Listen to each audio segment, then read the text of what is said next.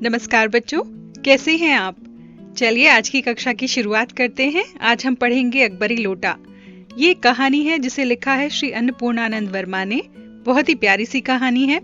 दो मित्रों की कहानी कि किस प्रकार से एक मित्र को मुसीबत से निकालने के लिए दूसरा मित्र कुछ ऐसा करता है जो कि उसे नहीं करना चाहिए था, लेकिन वो बिना संकोच के वो कार्य करता है ताकि उसका मित्र मुसीबत से बाहर आ सके। तो आइए चलिए पढ़ते हैं कहानी अकबरी लोटा। लाला झावलाल को खाने पीने की कोई कमी नहीं थी। काशी के ठठेरी बाजार में उनका मकान था। नीचे की दुकानों से लगभग 100 रुपए का मासिक किराया निकल आता था। अच्छा खाते थे, अच्छा पहनते थे, पर 250 रुपए एक साथ कभी आंख सेकने के लिए नहीं मिले थे। इसलिए जब एक दिन एकाएक उनकी पत्नी ने उनसे 250 रुपए की मांग की, तब एक बार को तो जोर से उनका जी सनसन आया और फिर बैठ गया। इसका अर्थ है कि लाला झावलाल खूब अच्छे खाते पीते घर के थे, परंतु कभी उनके पास एक साथ 250 रुपए इकट्ठे नहीं हुए। तो जब उनकी पत्नी ने एक दिन उनसे एकाएक इतने रुपयों की मांग कर ली तो थोड़ी सी घबराहट उन्हें हुई, लेकिन फिर बाद में वो ठीक हो गए। उनकी ये दशा देखकर पत्नी ने कहा, अजी डरिए मत, आप देने में असमर्थ हो तो मैं अपने भाई से मांग लूं। लाला झावलाल तिलमिला उठे। उन्होंने रोब के साथ कहा, अजी हटो, 250 रुपए के लिए भाई से भीख मांगोगी? मुझसे ले लेना, लेकिन मुझे इसी जन्म में चाहिए। यानी कि उनकी पत्नी उनको थोड़ा चिढ़ाते हुए या मजाक उड़ाते हुए बोल रही है कि मुझे इसी जन्म में पैसे चाहिए। पता चला कि मुझे दूसरा जन्म लेना पड़ा पैसों के लिए। अजी इसी सप्ताह ले लेना। सप्ताह से आपका तात्पर्य 7 दिन से है या 7 साल से? लाला झावलाल ने रौब से खड़े होते कहा, अजी आज से 7वें दिन मुझसे 250 रुपए ले लेना। लेकिन अब जब 4 दिन ज्यों-त्यों बीत गए और रुपयों का प्रबंध नहीं हो सका, तब उन्हें चिंता होने लगी। प्रश्न उनकी प्रतिष्ठा का था, अपने ही घर में अपनी साख का था। देने का पक्का वादा करके अगर अब न दे सके तो वो अपने मन में क्या सोचेंगी? मतलब इस समय लाला झावलाल सोच रहे हैं कि मैंने बोल तो दिया, लेकिन मैं पैसों का प्रबंध कहां से करूंगा, और यदि मैं नहीं दे पाया तो मेरी क्या इज्जत रह जाएगी? उसकी नजरों में उसका क्या मूल्य रह जाएगा? अपनी वाहवाही की सैकड़ों गाथाएं सुना चुके थे। अब जो एक काम आ पड़ा तो चारों खाने चित्त हो रहे। मतलब उन्होंने इतनी बड़ी बड़ी बातें की थी पत्नी के सामने, लेकिन जब उन्होंने कभी पहली बार अब पैसे मांगे तो लग रहा था कि जैसे वो हार गए हैं उसके सामने। यह पहली बार उसने मुंह खोलकर कुछ रुपयों का सवाल किया था। इस समय अगर दुम दबाकर भाग निकलते हैं तो फिर उसे क्या मुंह दिखाएंगे? खैर, एक और दिन बीत गया। 5वें दिन घबराकर उन्होंने पंडित बिलवासी मिश्र को अपनी विपदा कह सुनाई। यानी कि 4 दिन बीत चुके हैं और उनके पास अभी तक रुपयों का प्रबंध नहीं हो सका। तो उन्होंने 5वें दिन अपने मित्र को अपनी मुसीबत के बारे में बताया। संयोग कुछ ऐसा बिगड़ा था कि बिलवासी जी भी उस समय बिल्कुल खुख थे। खुख थे माने बिल्कुल खाली थे, उनके पास भी पैसे नहीं थे। उन्होंने कहा, मेरे पास तो है नहीं, पर मैं कहीं से मांग जांच कर लाने की कोशिश करूंगा, और अगर मिल गया तो कल शाम को तुम्हारे मकान पर मिलूंगा। वही शाम आज थी, हफ्ते का अंतिम दिन। कल 250 रुपए या तो गिन देना है या फिर सारी हेकड़ी से हाथ धोना है। ये सच है कि कल रुपया ना मिलने पर उनकी पत्नी उन्हें डामल फांसी तो नहीं देगी, बस जरा सा हंस देगी। पर वह कैसी हंसी होगी, इसकी कल्पना मात्र से ही झावलाल के पेट में मरोड़ पैदा हो जाती थी। इसका अर्थ है कि उनको पता था कि उनकी पत्नी उन्हें घर से तो नहीं निकालेगी पैसा ना देने पर, लेकिन वो इस तरह से मुस्कुराएगी। वो व्यंग्य भरी मुस्कुराहट को सोचकर ही लाला झावलाल के पेट में घबराहट से मरोड़ होने लगी थी। आज शाम को पंडित बिलवासी मिश्र को आना था। यदि वे नहीं आए तो, या कहीं रुपयों का प्रबंध वे ना कर सके तो? इसी उधेड़बुन में पड़े हुए लाला झावलाल अपनी छत पर टहल रहे थे। कुछ प्यास सी मालूम हुई। उन्होंने नौकर को आवाज दी। नौकर नहीं था, खुद उनकी पत्नी पानी लेकर आई। वह पानी तो जरूर लाई, पर गिलास लाना भूल गई थी। केवल लोटे में ही पानी लिए हुए प्रकट हो गईं। फिर लोटा भी संयोग से वह था जो अपनी बेढंगी सूरत के कारण लाला झावलाल को सदा से नापसंद था तो नया, 1-2 साल में ही बना था, पर ऐसी गढ़न उस लोटे की थी कि लगता था कि उसका बाप डमरू और माँ चिलम रही होगी। लाला ने लोटा ले लिया, कुछ बोले नहीं, अपनी पत्नी का अदब मानते थे। मानना भी चाहिए, इसी को तो सभ्यता कहते हैं।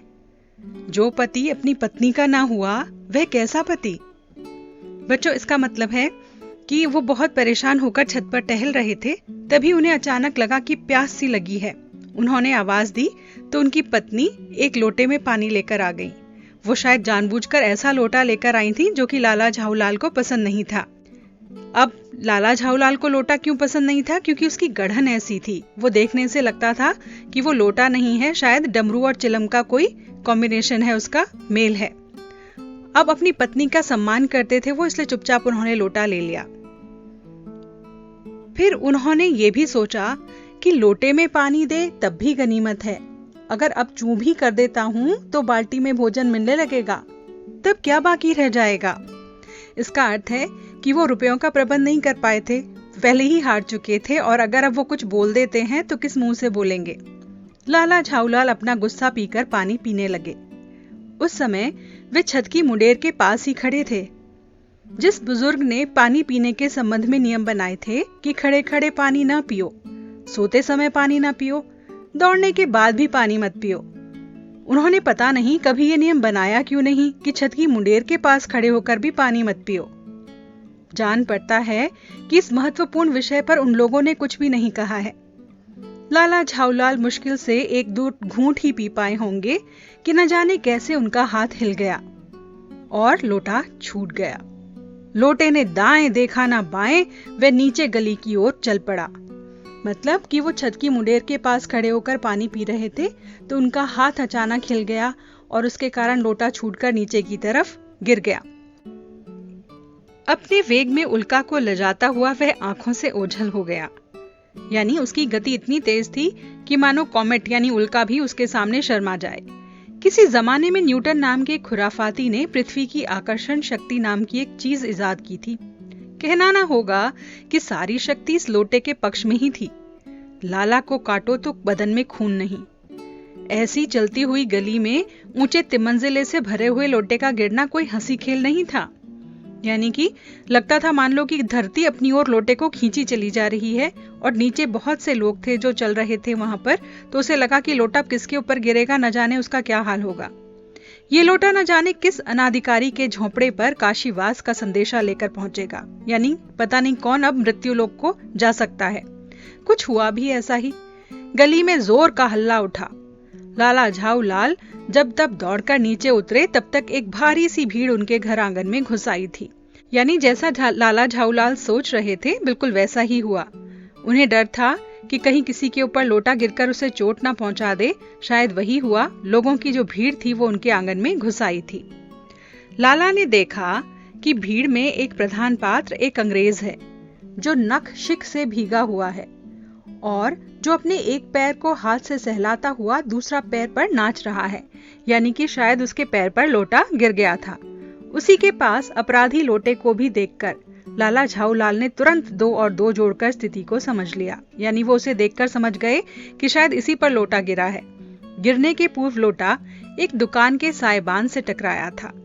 वहां टकराकर उस दुकान पर खड़े इस अंग्रेज को उसने सांगोपांग स्नान कराया और फिर उसी के बूट पर आकर गिरा। उस अंग्रेज को जब मालूम हुआ कि लाला झाऊलाल ही उस लोटे के मालिक हैं, तब उसने केवल एक ही काम किया। उसने मुंह को खोलकर बस खुला ही छोड़ दिया।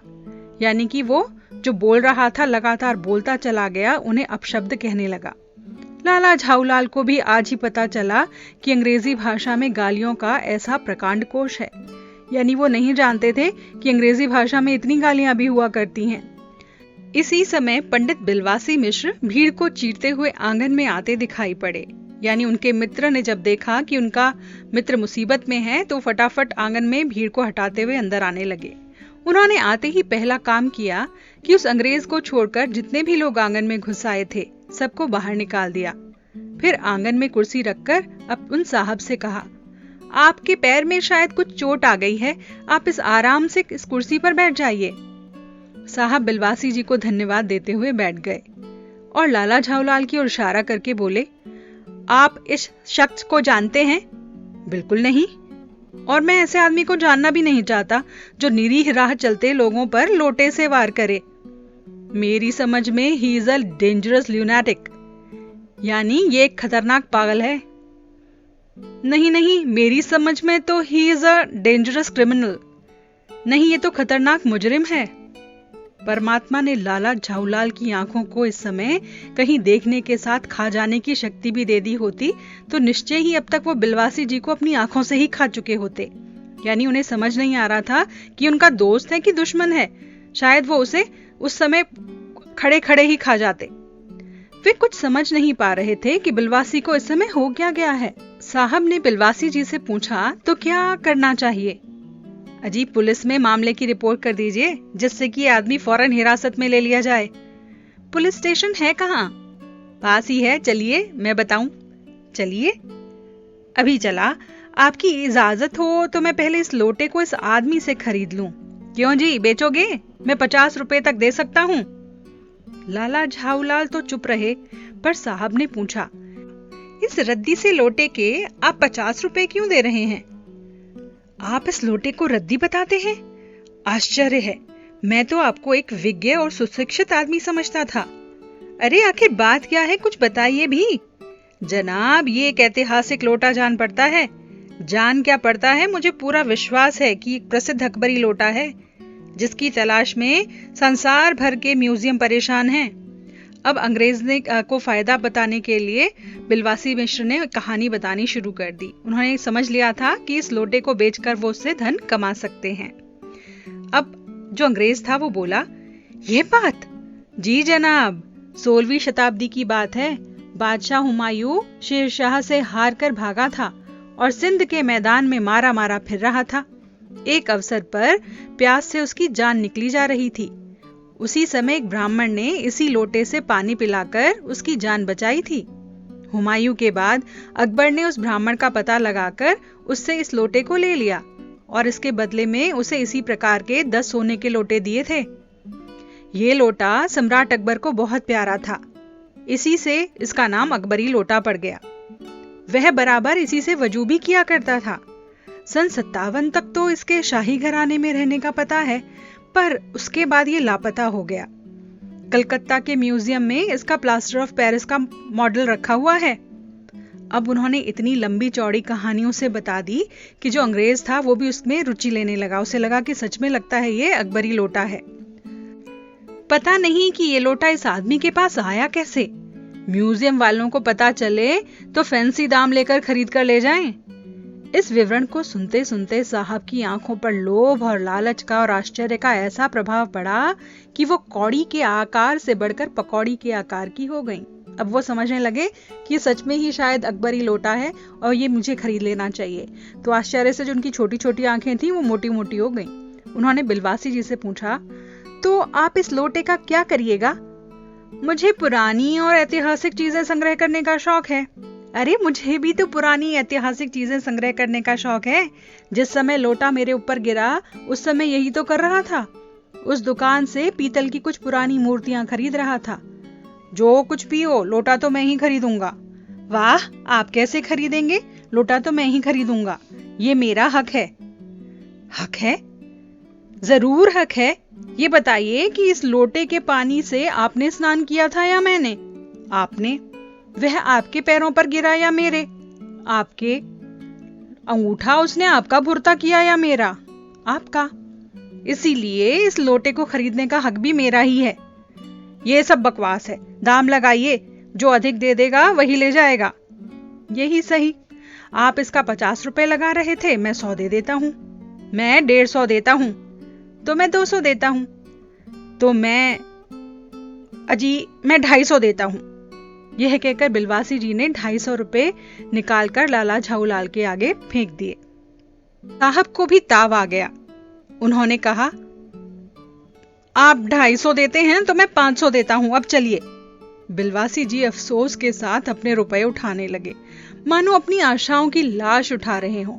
मतलब वो दिखावा ऐसा कर रहे थे मानो बहुत ही निराश हो गए हैं, उन्हें लोटा बहुत चाहिए था। अब साहब की ओर देखकर उन्होंने कहा, लोटा आपका हुआ, ले जाइए, मेरे पास 250 से अधिक नहीं है। ये सुनना था कि साहब के चेहरे पर मानो प्रसन्नता की कूंची गिर गई। जैसे सफेदी करने पर पूरा घर चमक उठता है, बिल्कुल वैसे ही उनका प्रसन्नता से चेहरा जगमगाने लगा। उसने झपट कर लोटा उठा लिया और बोला, अब मैं हंसता हुआ अपने देश लौटूंगा। मेजर डगलस की डींगे सुनते सुनते मेरे कान पक गए थे। मेजर डगलस मेरे पड़ोसी हैं। पुरानी चीजों के संग्रह करने में मेरी उनसे हमेशा ही होड़ लगी रहती है। गत वर्ष वे हिंदुस्तान आए थे और यहाँ से जहांगीरी अंडा लेकर गए थे। तो सोचिए यहाँ पर बच्चों की किस तरह से उन्हें बुद्धू बनाया गया। जहांगीरी अंडा तो सोच सकते हैं आप। तो जहांगीरी अंडा, हाँ जी, जहांगीरी अंडा। मेजर डगलस ने समझा रखा था कि हिंदुस्तान से केवल वो ही अच्छी चीजें ले जा सकते हैं। पर जहांगीरी अंडा है क्या? आप जानते होंगे कि एक कबूतर ने नूरजहां और जहांगीर का प्रेम करवाया था। जहांगीर के पूछने पर कि मेरा एक कबूतर तुमने कैसे उड़ा दिया, नूरजहां ने दूसरे कबूतर को भी उड़ाकर बताया था ऐसे। उसके इसी भोलेपन पर जहांगीर दिलोजान से निछावर हो गया था। उसी क्षण से उसने अपने आप को नूरजहां के हाथ कर दिया था। कबूतर का ये एहसान वो कभी नहीं भूला। उसके एक अंडे को उसने बड़े ही जतन से संभाल कर रखा था। एक बिल्लौर की हांडी में वो उसके सामने टंगा रहता था। बच्चों, ये कहानी बताई गई थी उसे अंडा बेचते समय।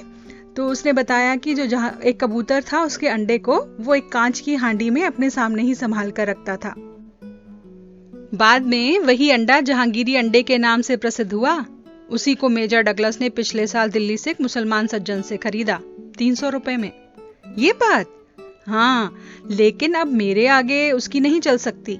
मेरा अकबरी लोटा उसके जहांगीरी अंडे से भी एक पुश्त पुराना है। इस रिश्ते में तो आपका लोटा उस अंडे का बाप हुआ। साहब ने लाला झाऊलाल को 500 रुपए देकर अपनी राह ली। लाला झाऊलाल का चेहरा इस समय देखते ही बनता था। जान पड़ता था कि मुख पर 6 दिन की बड़ी हुई दाढ़ी का एक एक बाल मानो प्रसन्नता से लहरा रहा था।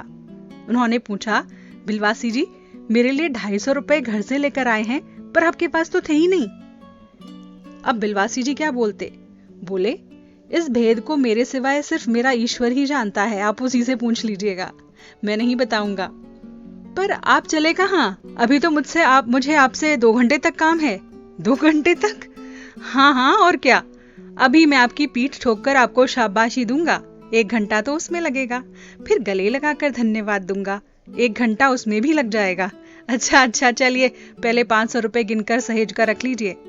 रुपया अगर अपना हो तो उसे सहेजना एक सुखद मनमोहक कार्य है। मनुष्य इस समय सहजती ही तन्मयता में खो जाता है।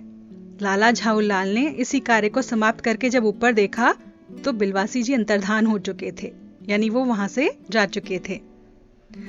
उस रात को बिलवासी जी को बहुत देर तक नींद नहीं आई। वे चादर लपेटे चारपाई पर पड़े रहे। 1 बजे वो फिर से उठे। धीरे, बहुत धीरे से अपनी सोई हुई पत्नी के गले से सोने की वो सिकड़ी निकाली जिसमें एक ताली बंधी हुई थी। फिर उसके कमरे में जाकर उन्होंने उस ताली से संदूक को खोला। उसमें 250 रुपए के नोट ज्यों की त्यों रखकर उन्होंने उसे बंद कर दिया। फिर दबे पांव लौटकर ताली को पूर्ववत अपनी पत्नी के गले में डाल दिया। इसके बाद उन्होंने हंसकर एक अंगड़ाई ली और दूसरे दिन सुबह 8 बजे तक चैन की नींद सोए। तो बच्चों, ये तो थी कहानी। आपने देखा कि किस प्रकार से एक मित्र मुसीबत में दूसरे मित्र की सहायता के लिए दौड़ा चला आता है। इसके लिए उसे चाहे कुछ भी करना पड़े, तो उसने अपने घर में ही चोरी करके अपने मित्र की सहायता के लिए पैसे जमा किए ताकि उसके मित्र की साख रह जाए। तो बच्चों, आज की कक्षा यहीं समाप्त होती है। एक नए वीडियो के साथ, इस पाठ के शब्दार्थ, प्रश्नोत्तर इत्यादि के साथ नए वीडियो में आपसे फिर से मुलाकात होगी। तब तक के लिए आपसे विदा चाहते हैं। विदा।